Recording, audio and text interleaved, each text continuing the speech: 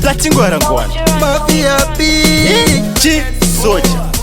Baba Talita Katiwe Maprat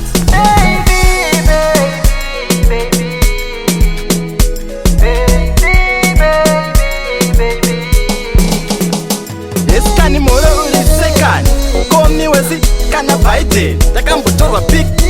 long time. Let me show you Pane time une makala hopo kuita kunge nashi unobaka baka kungere kwa mosi bushi uchifamba unododeta msika greta papo tatanga kutendereka takasangana mu club takasangana patepo ndikakufunza sitoka titale tandu patipafeya leta usi yangu mandu shiwa wakana kende wakaombika daimbo kuze funga kuti unoganza sendurani takabana kuveza nesambo funga kuti uchati okay but anyway wakanipa mkana ndikabeskana moro ulisekani komi wezi kana Biden takambutorwa big long time. Let me show you pane time une makala hopo kuita kunge nashi unobaka baka kungere kwa mosi bushi uchifamba unododeta msika greta papo tatanga kutendereka una kila brese riri kuringaringa une boot rinovhurika mdenga uri 2 in 1 ende une teki une mabomba noputika putika putika unobuda mabara uri AK nekamubachi zevezeveve okay nakamuti panotoda kejimechi eskani moro ulisekani komi wezi kana Biden takambutorwa big long time. Let me show you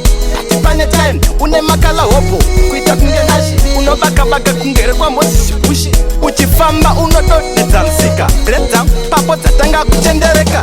ukakutarisa ukanditarisa ndikakutarisisa ndichikuyeva wakandinyamwerera ukandikopera ndakabva ndangosimuka ngura kusvikira wakabva wandibata ndikakukochekera wakabva wangotanga kundiwainira ipapa miri wangu ndakanza kumerera ndikati taura zvaunoda ndokuitira eskani moro ulisekani komi wezi kana Biden takambutorwa big long time. Let me show you pane time une makala hopo kuita kunge nashi unobaka baka kungere kwa mosi bushi uchifamba unododeta msika greta papo tatanga kutendereka takasangana mu club takasangana patepo ndikakufunza sitoka titale tandu patipafeya leta usi yangu mandu shiwa wakana kende wakaombika daimbo kuze funga kuti unoganza sendurani nakabanda kuveza nesambo funga kuti uchati okay but anyway wakanipa mkana ndikabeskana moro ulisekani komi wezi kana Biden takambutorwa big long time. Let me show you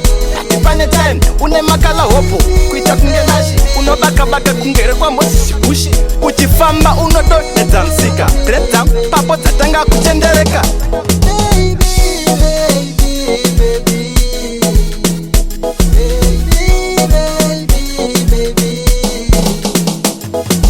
Soldier on the beat.